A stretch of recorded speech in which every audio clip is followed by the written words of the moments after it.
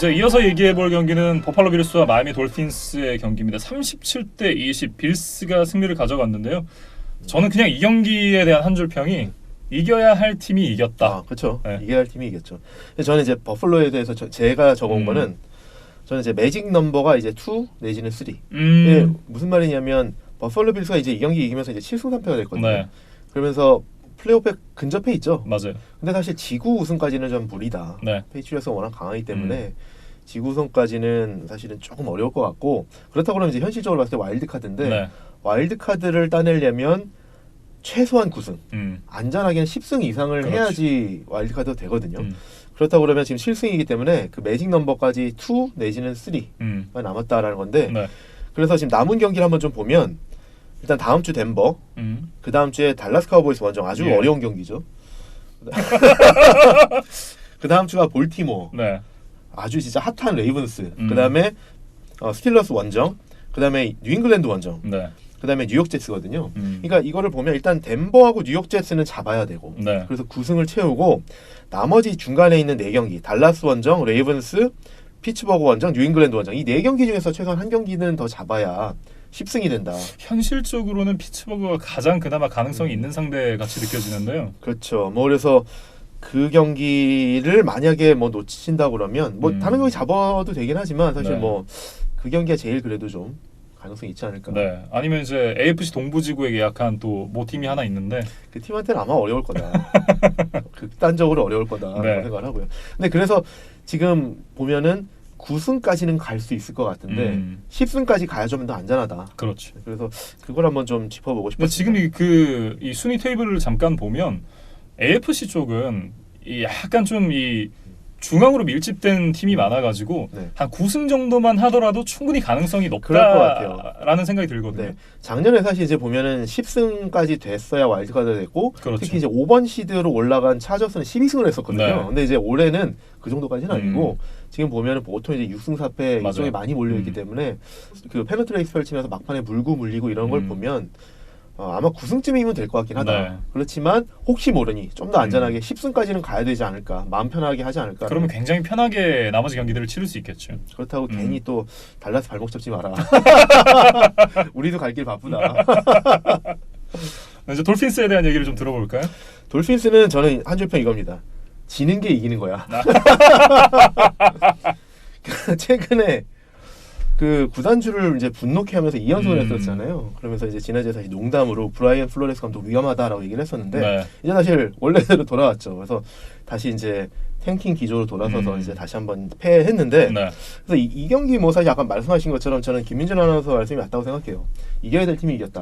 그래서 이거를 뭐 이 경기를 더 분석하는 것보다는 마이애미가 그래서 탱킹을 하면서 노리는 쿼터백에 대해서 한번 좀 말씀을 드려볼까 하는데 네. 지난주에 이제 말씀드리면서 뭐라고 그랬냐면 올 시즌에 당초 이제 탱킹을 하면 노리는 쿼터백이 이제 투아 턴거바일로가 될 것 같다라고 말씀을 드렸는데 LSU하고 알라바마 경기를 통해서 확인된 거는 조 보러라는 LSU 쿼터백도 프로 레디 쿼터백인 것 같다. 네. 그래서 이 선수도 뭐 투아랑 비슷할 것 같다. 그래서 두 선수 중에 한 명만 잡아도 될 것 같으니까 그 1, 2번 픽 정도만 되면 네. 안전하게 쿼터백 둘 중에 하나 뽑을 수 있지 않을까라는 말씀을 드렸어요. 물론 이제 그 뒤에 이제 저스틴 허버트도 있고 하지만 두 선수가 좀 더 좋은 것 같기 때문에. 네. 근데 이제 뭐 제가 말씀 중에 죄송하지만 투아가 지금 고관절 쪽에 그쵸. 이제 부상을 당하면서 수술을 받았어요. 그렇죠. 그래서 이제 그래서 말씀드리려고 그런 게 근데 변수가 하나 생겼다. 아, 투아가 이번 주 그 칼리지 풋볼 경기에서 네. 시즌 아웃 때는 부상을 당했는데 그 부상도 말씀하신 것처럼 우측 고관절 탈구. 네. 그래서 이제 수술을 받았거든요. 그래서 시즌 아웃은 당연하고 이제 수술을 받았는데 다행히 이제 수술은 잘 됐다고 그래요. 네. 근데 이제 워낙 이 선수가 이제 지금 칼리지 풋볼에서는 임팩트가 큰 선수이기 때문에 이 선수 부상당한 거에 대해서 정말 뭐 얘기가 많았죠. 루머도 많고 그래서 뭐 은퇴를 하느니 프로를 못 가느니 아버지가 프로 가는 거 반대하느니 별별 얘기들이 많았거든요. 근데 일단 확인된 거는 수술 잘 됐다. 네. 그래서 어젠가 수술을 했는데 수술 잘 됐고 이제 곧 알라바마로 이제 돌아가서 다시 좀 이게 그 재활 치료를 곧 있으면 시작한다고 그래요. 네. 그래서 이제 재활 치료를 하면 아마도 봄쯤 되면 내년 봄쯤 되면 다시 이제 공을 던질 수 있는 정도까지 회복이 될 것 같다라고 하는데 그러면 이런 거죠. NFL 드래프트가 4월 달이거든요. 네. 4월 말인데 그 전에 이제 뭐 2월 말 이때쯤부터 NFL 컴바인 그러면서 이제 그 선수들은 이제 체력장이죠. 그렇죠. 그걸 하면서 이제 쭉 계속 이제 선수들이 그 NFL 팀들한테 이제 본인들 어필하는 그런 시기가 있는데 아마도 컴바인이나 또는 이제 그 컴바인 이후에 학교별로 그 선수들을 이제 또 프로 팀들한테 선보이는 대학별 프로데이라고 있거든요. 그렇죠. 그러니까 2월달에 컴바인하고 그다음에 이제 3월달에는 쭉 이제 대학별 그 프로데이가 팀들에 있는 이어지는데 이제 스카우트들이 와가지고 그쵸. 이제 지켜보는 거죠. 그렇죠. 그래서 이제 주로 이제 컴바인에서 뛰지 못했던 선수들이 초청받지 못했던 선수들이 이제 자기네 학교 그 프로데이 때 그걸 하는데 뭐 두 개 다 하는 선수들도 많거든요. 네. 그러니까 투와 같은 입장에는 그 NFL 컴바인에 가지 못하더라도 그 스카우트들한테 그 알라바마 프로데이 때 뭐 어필할 수도 있다. 근데 어떻게 보면 그때까지도 달리기가 힘들 수는 있다. 네. 그러니까 저는 이런 거죠. 일단은 최대한 재활을 잘해서 드래프트 전에 평가는 못 받더라도 최대한 기량을 회복하고 건강을 회복하는 데 주력하면 사실 그 선수가 지금까지 대학에서 보여줬던 포텐셜만 가지고도 여전히 저는 높은 순위로 뽑힐 거라고 보거든요. 근데 그 이유가 사실은 뭐 마이애미 같이 그 선수를 노리고 대놓고 탱킹하는 팀도 있고 사실 마이애미만이 아니라 어느 해나 꼴찌를 맴도는 팀들을 보면 그래서 드래프트에서 높은 순위로 뽑는 팀들을 보면 대부분 높은 순위로 뽑는 이유가 쿼터백이었기 때문에 그렇죠. 그렇게 많기 때문에 쿼터백들은 언제나 보면 사실은 정상급 쿼터백이 아님에도 불구하고 드래프트 시즌이 되면 평가 절상이 되거든요. 그래서 사실 이제 우리 항상 얘기하는 트루비스키 극단적으로 트루비스키가 전체 2순위로까지 뽑혔잖아요. 네. 근데 이 정도로까지 쿼터백들이 드래프트 때 되면 가치가 이렇게 극단적으로 올라간다. 근데 그만큼 쿼터백들이 팀 성적에 좌우하는 역할이 크고 팀들이 못하는 팀들이 쿼터백 찾기에 혈안이 돼서 절박해지기 때문에 못하는 쿼터백도 이렇게 막 가치가 올라가는데 투하 정도 되면 부상이 완전히 회복되지 않더라도 그 포텐셜을 보고 높은 순위로 뽑힐 것 같다라고 저는 생각을 해요. 현지에서 이제 나오는 얘기들은 1라운드 상위권이 아니라 중하위권까지 좀 떨어질 수도 있다라는 얘기가 있더라고요. 근데 이제 그건 아직 드래프트 뭐 평가가 시작도 되지는 않았고 제가 말씀드렸던 어쨌든 평가 절상이 된다라는 거는 사실 이제 그게 본격적으로 시작되는 거는 컴바인 이후, 프로데이 이후에 이렇게 막 올라가거든요. 그래서 진짜 그때부터 이제 목 드래프트 나오고 막 그렇죠. 이렇게 엄청나게 난리가 나죠. 올라가거든요. 근데 이제 뭐 사실 전 뭐 지금 이제 말씀드린 거지만 트루비스키나 이런 쿼터백들을 보면 그 당시에는 드래프트 시즌 전에는 무명에 가까운 선수들도 많았어요. 네. 근데 이제 이런 선수들이 이제 엄청나게 이제 조명을 받으면서 평가 절상이 되는데 투아는 이미 사실은 모든 사람이 다 아는 쿼터백이고 부상에도 불구하고 포텐셜을 이미 많이 보여줬기 때문에 그거에 대해서 사람들이 희망을 갖고 회복될 때까지 기다린다라는 생각을 갖고 많이 노릴 거다. 그래서 저는 여전히 전체 1순위까지는 모르겠지만 네. 저는 여전히 높은 순위로 뽑힐 거다라고 생각을 합니다. 그래서 일단 마이애미 입장에서는 변수가 하나 생겼는데 어떻게 보면 마이애미 입장에서는 오히려 잘 됐다. 우리는 기다렸다가 뽑을 수 있는데 아니면은 우리가 만약에 전체 1순위 픽을 못 가져도 우리는 다른 팀은 뭐 안 뽑을지 모르겠지만 우리는 전체 1순위가 아니어도 투아를 뽑을 수 있다라고 생각할 수 있지 않을까. 1라운드 픽이 많잖아요. 그렇죠. 네. 그렇기 때문에 그리고 더군다나 지금 강력한 경쟁자들이 많잖아요. 신시내티나 워싱턴 워싱턴이나. 레드스킨스. 근데 물론 이제 워싱턴은 해스킨스를 뽑았기 때문에 이미 작년에 네. 또 뽑지는 않겠지만 아무도 모르는 거죠. 사실 네. 조시 로세 뽑고 이제 또 다음에 카일러 머리 뽑은 것처럼 어떻게 될지 모르기 때문에 일단은 신시내티가 너무 막강한 경쟁자고요. 네. 그런 걸로 봤을 때 마이애미 입장에서는 오히려 조금 이렇게 투아가 그 몸값이 떨어지는 게 오히려 마이애미 입장에서는 낫지 않을까라는 생각도 해봅니다. 네. 그리고 사실 이제 이 경기도 이제 피츠패트릭으로 선발로 그렇죠, 나왔던 경기였잖아요. 그러면서 이제 조시 로제는 사실상의 음. NFL 이제 주전 쿼터백으로서의 커리어는 좀 더 이상 이어나가기 어렵지 않나. 그렇죠. 그래서 제가 이제 저번에 한번 말씀드렸지만 만약에 이제 마이애미에서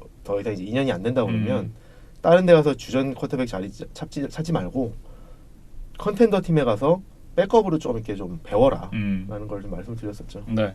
빌스와 돌핀스의 경기는 이제 빌스가 승리를 가져갔고요. 이제 두 번째 픽6 경기 휴스턴 텍산스와 볼티모어 레이븐스의 경기입니다.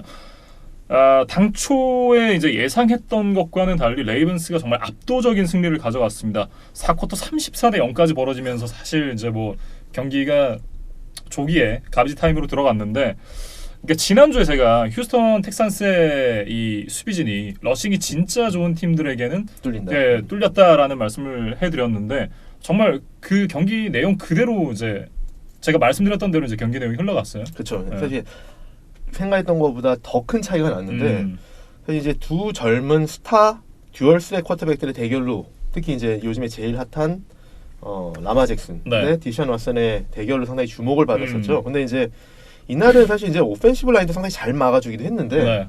라마 잭슨이 이날도 보면 패스 24개 중에 17개 성공시키면서 71%의 높은 패스 성공률을 보였어요. 그러면 저는 진짜 놀랐던 게 그거였어요. 라마 잭슨의 러싱은 이제 사람들이 다 알잖아요. 정말 놀라운 경지라는 걸 다 알아요. 그래서 정말 놀라운 그 퍼포먼스를 매주 보여주지만 더 이상 놀랍지 않거든요. 근데 이날 정말 놀라웠던 건 라마 잭슨의 패싱이었습니다. 그래서 상당히 잘했죠. 인상적이었어요, 굉장히. 맞습니다. 그래서 패스 성공률도 높았고 좋은 패스를 많이 했고 그 기록도 보면 인터셉트 없이 터치다운만 4개로 하면서 네. 정말 아주 고효율의 깨끗한 경기를 했다라고 맞아요. 말씀을 드릴 수 있고 근데 일부 패스들이 조금 이렇게 높게 조금 부정하게 가는 것도 있었지만 어쨌든 성공이 많이 돼서 네. 결과적으로 상당히 잘 됐다. 그리고 또 말씀하신 것처럼 러싱은 이제 뭐 사실 너무 당연하게 우리가 받아들이는데 포켓이 무너지면 소위 이제 현지에서 많이 쓰는 표현으로 후디니 액트라는 말을 많이 쓰거든요. 후디니가 이제 탈출 전문 마술사의 이름인데 네. 후디니 같이 이렇게 뭐 잘 빠져나와서 탈출해서 이렇게 뛴다라는 의미인데 이날도 그런 플레이가 꽤 있었죠. 그래서 사실 이제 어떻게 보면 말씀하신 것처럼 이게 너무 당연하게 이제 느껴질 정도로 그러는데 정말 대단한 것 같아요. 이날도 9번의 러싱으로 그쵸. 몇 야드 갔죠? 86야드를 갔어요. 그렇죠. 86야드에서 한 번 뛸 때마다 9.6야드. 네. 정말 말도 안 되는 기록인데 저희가 이런 얘기 하잖아요. 팀이 러싱 공격을 셋업을 해놓고 나면 그다음에 패싱 공격이 풀리고 패싱 공격을 하면 그다음에 이제 러싱 공격이 되는데 라마 잭슨 혼자 지금 그걸 하고 있어요. 그렇죠. 본인이 패스를 해놓고 본인이 뛰고 본인이 뛴 다음에 패스하고 이렇게 하거든요. 그래서 네. 대단한 것 같다라는 생각을 하게 합니다. 이날도 정말 이제 하이라이트 필름을 여러 개를 엮어놨어요. 여러 개 만들었죠. 네. 그래서 대단합니다. 근데 반면 디션 왓슨 같은 경우에는 이날 좀 오펜시브 라인이 도와줬으면 좋았을 텐데 라는 아쉬움이 남는 게 경기 내내 레이븐스의 패스러시에 쫓겨다녔거든요. 네. 그러면서 이날 뭐 색을 6개나 당하기도 하고 그다음에 색을 당하진 않았지만 패스러시에 쫓겨서 성급한 패스를 하면서 이렇게 뭐 크로스바디 패스를 하다가 인터셉션을 당하기도 하고 상당히 좀 어려운 경기를 펼쳤죠. 그래서 그 경기 내용으로 보나 스탯으로 보나 뭐 점수로 그 최종 그 스코어로 보나 레이븐스와 라마 잭슨이 압도적으로 우위를 가져간 경기였다. 네. 그래서 이 두 선수들 간의 자존심 대결에서도 라마 잭슨이 이겼고 또 디션 왓슨도 뭐 올 시즌 잘하고 있으면서 MVP 후보로까지 거론이 되고 있기 때문에 라마 잭슨이 그 MVP 후보들 간의 대결에서 승리를 하면서 어떻게 보면 라마 잭슨의 그 지지자들이 더 많이 생길 수 있다. 한 발짝 더 나아갔다. 그렇죠. 경쟁자를 상대로 이렇게 네. 압도적인 경기를 펼쳤으니까. 저는 사실 디션 왓슨 선수가 이날 이제 6개 색을 당했다고 말씀을 해주셨는데 이게 오라인만의 문제인가라는 생각이 좀 들더라고요. 사실 왓슨 선수 물론 포켓이 뭐 일찍 무너진 그런 영향도 있겠지만 왓슨 선수가 이제 계속해서 도망다니다가 오히려 더 많은 야드를 그렇죠. 내주고 색을 당하고 이런 경우들이 꽤 많이 있었단 말이에요. 네, 그러니까 레이븐스가 전반적으로 그 수비를 잘 하니까 이게 그 색 중에도 물론 이제 커버리지 색이라는 것도 있거든요. 세컨더리가 오래 막아줘서 던질 데가 없으니까 쿼터백이 공을 오래 들고 있다가 이제 색을 당하는 그런 것도 있는데 말씀하신 것처럼 이제 디션 왓츠도 보면 그 다른 쿼터백들보다 잘 뛰니까 본인이 어떻게 보면 또 플레이를 만들기 위한 욕심을 내다 그런 걸 수도 있죠. 그리고 아까 말씀드린 것처럼 그 크로스바디 인터셉션 같은 경우에는 진짜 사실은 공을 사실 그냥 버리거나 네. 차라리 그럴 때는 어떻게 보면 색을 당하는 게 나을 수도 있는데 무리하게 크로스바디 패스를 하다 인터셉션을 당하고 이랬거든요. 사실 첫 번째 드라이브에서도 그랬잖아요. 처음 이제 스트립색을 당할 때도 그렇죠. 굳이 스트립까지 갈 건 아니었는데 그러면서 이제 공격권 넘어가고 물론 이제 뭐 터커가 필드골을 실패를 하면서 이게 뭐 상세가 되기는 했지만 어쨌든 그런 식으로 공격권을 넘겨준다는 게 좋은 건 아니잖아요. 그렇죠. 그러면서 이제 어떻게 보면 심리적으로 보면 두 선수 간의 자존심 대결. 그러면서 라마 잭슨이 저기서 저만큼 하는데 나도 어느 정도 해야지. 또 뭐 MVP 경쟁 뭐 이걸 떠나서 네. 비슷한 그런 유형의 쿼터백들인데 라마 잭슨이 요즘에 너무 잘하니까 나도 보여줘야지. 그런 것도 있을 수 있고 네. 또 최근 보면 라마 잭슨이 워낙 요즘에 좀 주목받으니까 그렇지만 디션 왓슨도 최근에 너무 잘하잖아요. 그러면서 이제 그 다른 경기들에서 보여줬던 진짜 아까 뭐 후디니 액트라는 표현을 썼는데 디션 왓슨도 그런 플레이 많았거든요. 올 시즌 뭐 그 눈 맞아가면서 터치다운도 맞아요. 하고 이런 네. 플레이들이 많았기 때문에 지금 사실 어떻게 보면 디션 왓슨도 패스러시가 들어와도 그다음에 조금 더 어려운 상황이라고 생각이 돼도 본인이 할 수 있다라는 지금 자신감이 많이 올라갔을 거다. 근데 어떻게 보면 그런 무리한 플레이로 이어져서 조금 그게 좀 결과적으로는 안 좋게 나타난 그런 네. 면도 있는 것 같습니다. 어쨌든 이제 뭐 볼티모어 레이븐스의 강력함을 확인할 수 있는 경기였다 이렇게 말씀을 드려야 될 것 같은데요. 특히나 이제 수비 쪽에서 매튜 주돈 선수의 활약이 정말 빛이 났습니다. 저 맷 주단을 포함해서 이 정말 이게 디펜시브 라인 프런트 세븐의 패스가 정말 좋았죠. 네. 그래서 주단이 정말 잘했는데 올 시즌 그래서 이제 저는 그 저번 주에도 말씀을 드렸지만 이 레이븐스의 지금 상승세를 보면 라마 잭슨으로부터 시작된 이 상승세가 네. 공격 전체적으로 퍼지고 이게 수비와 스페셜 팀스까지 번지고 있다. 그래서 말씀하신 것처럼 뭐 주단이나 패스러시 그다음에 뭐 세컨더리까지 지금 이게 전반적으로 너무 무서운 지금 그런 어떤 태풍 같은 그렇죠. 약간 신바람 이런 그렇죠. 느낌이에요. 그러니까 네. 놀라운 상승세를 띄고 있습니다. 근데 거기에 지금 이제 텍사스가 말려버렸죠 완전히. 근데 제가 그래서 저 이것도 좀 하나 좀 비교를 해보고 싶은 게 제가 레이븐스가 급격하게 상승세를 띄기 시작한 게 제가 지난주에 표현한 걸로 이제 벵갈 버거라고 표현을 했거든요. 네. 벵갈스 경기를 앞뒤에 놓고 시애틀과 뉴잉글랜드를 낀 경기 그 4경기를 시작으로 해서 엄청나게 상승세를 띄었는데 네. 이날 텍사스 경기까지 지금 5경기를 놓고 한번 그 전 5경기와 그 후에 5경기를 한번 좀 비교를 해보면 일단 수비가 어느 정도 달라지고 있냐. 첫 5경기에서는 경기당 370야드를 허용하고 있거든요. 네. 근데 최근 5경기에서는 300야드 이하로 막으면서 그 허용하는 야디지가 경기당 74야드나 줄었어요. 그러니까 20%나 개선이 된 거거든요. 네. 그다음에 색 개수도 첫 5경기에서는 9개였는데 그 이제 핫해지기 시작한 5경기에서는 14개. 그러니까 색 개수가 56%나 상승을 했고 턴오버 유발하는 것도 첫 5경기에서는 6개에 불과했는데 그 후 5경기 이제 10개. 그러면서 67%나 상승을 했죠. 네. 그게 이제 그래서 결과적으로 실점으로 어떻게 이어졌느냐. 첫 5개 경기에서는 경기당 24.6실점을 했거든요. 근데 이제 그 이후 5경기는 14.6점. 정확히 10점이 줄어들었네요. 그렇죠. 딱 10점이나 그 실점이 줄어들었으니까 41%가 개선이 됐고 필드골 하나, 그렇죠. 터치다운 하나. 근데 경기당 생각해 보면 10점이나 이렇게 실점이 줄어든다 그러면 이길 확률이 현저하게 올라가겠죠. 그러네요. 그래서 레이븐스 공격, 그것도 이제 라마 잭슨으로부터 시작된 이 놀라운 상승세가 지금 팀 전반적으로 수비까지 해서 전반적으로 무서운 상승세로 이어지고 있다. 네. 라는 걸 다시 한번 좀 기록상으로 좀 확인을 해드리고 싶었습니다. 그리고 공격에서 또 하나의 발견. 거스 에드워즈 선수가 이날 올 시즌 처음으로 100플러스 러싱 야드를 기록을 했는데 참 이 선수가 드래프트도 되지 않았던 선수였거든요. 언드래프티드 이제 네. FA 계약으로 이제 지난 시즌에 이 보티모 레이븐스에 입단한 선수인데 물론 뭐 지난 시즌에도 이제 100플러스 러싱 야드를 이제 한 서너 번 정도는 더 기록을 했던 걸로 제가 기억을 하고 있는데요. 이 선수가 또 하나의 이제 러싱 무기로 이제 등장을 하면서 그렇죠. 라마 잭슨 그리고 바로 이 선수 잉그램. 그리고 또 하나 마크 잉그램까지 세 개의 러싱 무기를 보유를 하게 됐어요. 그렇죠. 그리고 사실 이제 뭐 많이 뛰진 않겠지만 굳이 생각해 보면 그 백업 쿼터백인 로버트 그리피스까지도 뛸 수도 있기 때문에 뭐 굳이 뛸 사람 찾자 그러면 많습니다. 네, 그러면서 RG3가 말씀해주셨던 대로 이제 경기 막판에 이제 필드에도 나오기로 했었는데 참 그만큼 정말 이 압도적으로 그냥 승리를 했던 레이븐스였다 이렇게 말씀을 드려야 될 그래서 것 같습니다. 지금 레이븐스의 기세라 그러면 페이트리어스까지도 완전히 잡아삼킨 그 태풍인데 네. 누가 여기 지금 맞설 수 있을까? 지금 현 시점에서 놓고 보면 냉정하게 지금 AFC에서는 슈퍼볼에 가장 가깝지 않나 이런 생각이 들어요. 물론 이제 앞으로 이제 플레이오프까지 갈 때까지는 또 시간이 남았지만 지금 기세로 봐서 제일 무섭죠. 네, 칩스하고도 한번 좀 붙어보면 좋겠는데. 재밌을 것 같아요. 네, 네. 재밌을 것 같습니다. 자, 텍산스와 레이븐스에 대한 얘기는 여기까지 마쳐보도록 하겠습니다. 다음 경기는 이제 세 번째 픽6 경기 덴버 브론코스와 미네소타 바이킹스의 경기인데요. 이 경기는 정말 후반전부터 보면 되는 그런 경기였습니다. 물론 이제 바이킹스 팬이시면 네.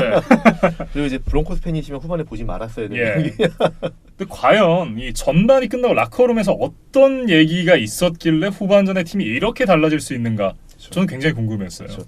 대단한 뭐 반전이었죠. 근데 이제 저희가 이제 지난주 이 경기 프리뷰할 때 뭐라고 그랬냐면 바이킹스가 아슬아슬하게 이길 것 같긴 한데 브론코스 위험하다. 네. 조심해야 된다라고 맞아요. 했었는데 사실 이날 업셋이 될 뻔했죠. 네. 사실 업셋이 됐어야 되는 경기죠.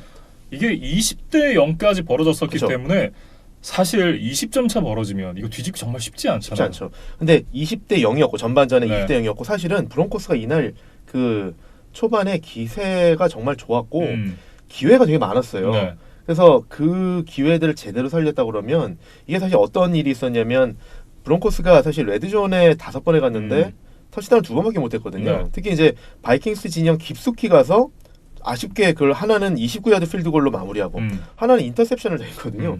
이 두 포지션만 제대로 터치다운을 했으면 전반전에 31대 0이 되는 거였거든요. 그렇죠. 근데 그러면 사실 뒤집기 어렵죠. 네. 뭐 사실 아까 추격의 의지도 안 생기고. 안 생기고 네. 사실 정말 힘들죠.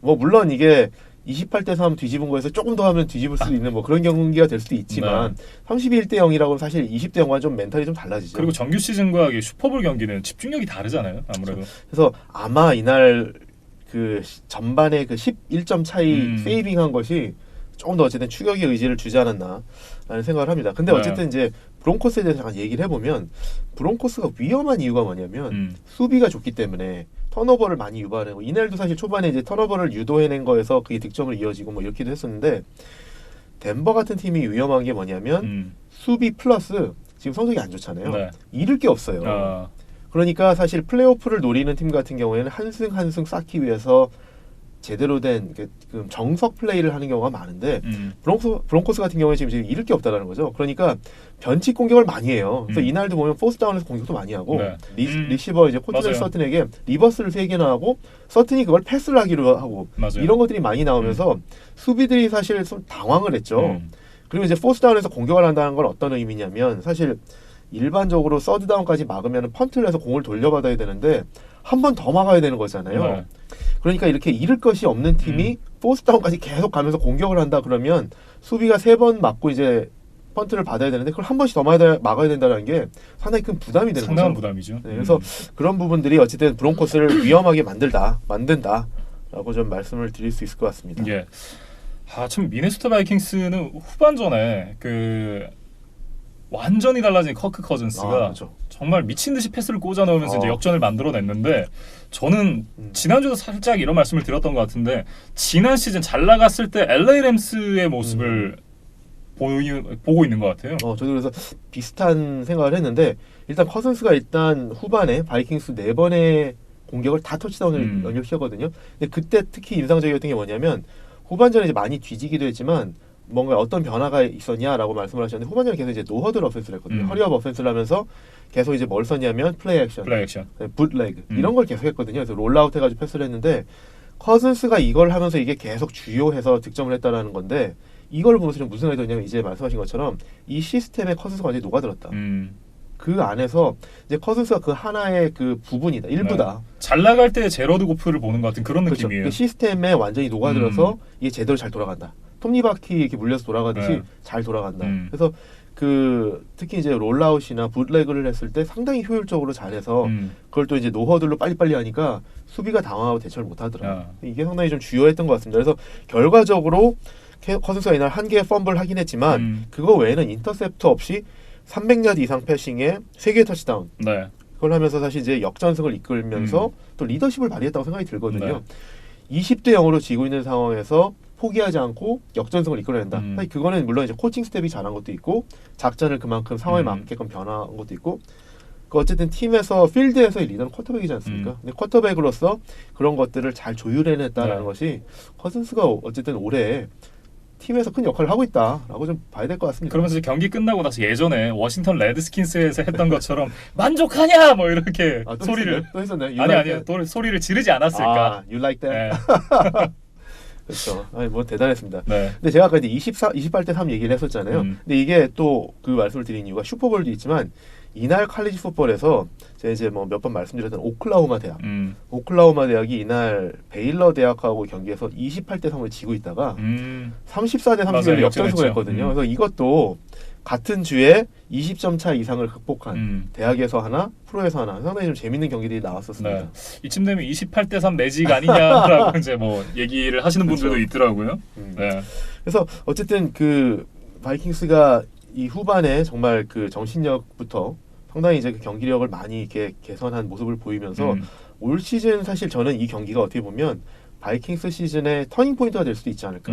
왜냐하면 그냥 사실 전반에 20대 0 그럼 이제 패했어야 될 경기인데 네. 이거를 극복해내고 이겼다라는 게 오히려 더 자신감을 주지 굉장한 않을까. 자신감이 붙죠. 그렇죠. 그리고 져야 될 경기인데 우리가 이겼다? 그러면 앞으로 다른 경기에서 리드를 당하더라도 그때를 생각하면서 지고 있을 것 같이 그쵸. 지고 있어도 질 것 가능하다. 같지 않은 가능하다. 이런 것들이 이제 사실 좋은 작용을 일으키면서 어떻게 보면 바이킹스가 앞으로 나머지 경기를 치르면서 그리고 플레이오프 간다 그러면 이런 것들을 통해서 시즌을 턴어라운드 할 수 있는 계기가 되지 않았을까라고도 좀 볼 수 있지 않을까 싶습니다. 네. 어쨌든 바이킹스로서는 굉장히 좀 값진 승리였다 이렇게 보여지는 것이 현재 이 북부지구 내의 그 순위 싸움도 굉장히 좀 치열하잖아요. 그렇죠. 이제 패커스가 계속 선두로 이제 앞서가고 있으면서 지금까지 기세가 상당히 좋거든요. 그래서 이제 바이킹스가 계속 이제 간격을 좁히지는 못하고 있는데 계속 페이스를 유지하면서 결국 나중에는 물론 이제 다른 경기에서 패할 수도 있겠지만 결국 이제 헤드 투 헤드 매치까지는 최소한 간격을 더 벌어지진 않게 유지를 해야 되는데 네. 바이킹스가 지금까지는 잘 유지하고 있습니다. 그러면서 이제 NFC 북부지구 역시도 굉장히 좀 각축전이 예상이 되고 있는데 참 뭐라고 해야 될까요? 그러니까 엑조디아를 모았다라고 얘기하기 좀 어렵겠지만 어찌됐든 말씀해 주셨던 대로 커크 커즌스가 이 마지막 피스가 되고 있는 것 같습니다. 네, 어쨌든 그 공격에서 지금은 중요한 피스가 된 건 맞는 것 같고요.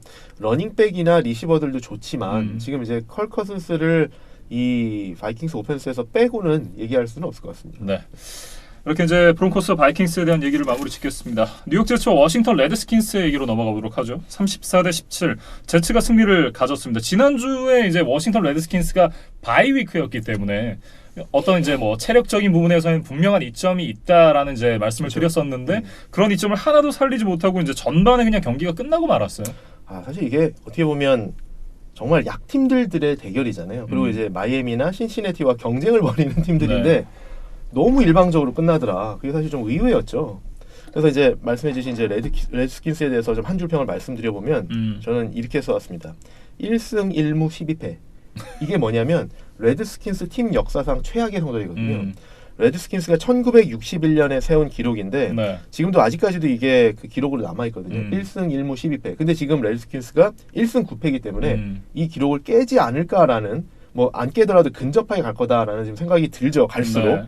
근데 이제 그냥 하나 좀 말씀드리고 싶은 거는 뭐 이거 사실 가슴 아픈 얘기긴 하지만 1승 1무 12패 할 때 그 1승 상대가 누구였냐면 카우보이스였거든요. 근데 카우보이스가 1960년에 창단을 했어요. 그러니까 창단 2년째인 그냥 아직도 신빙이었을 때죠. 그때 이제 레드스킨스가 1승을 거뒀던 상대인데 라이벌전에선 이럴 수 있다라고 말씀을 드리는 게 1989년에 카우보이스도 1승 15패를 했었는데 그때 1승 상대가 레드스킨스였다.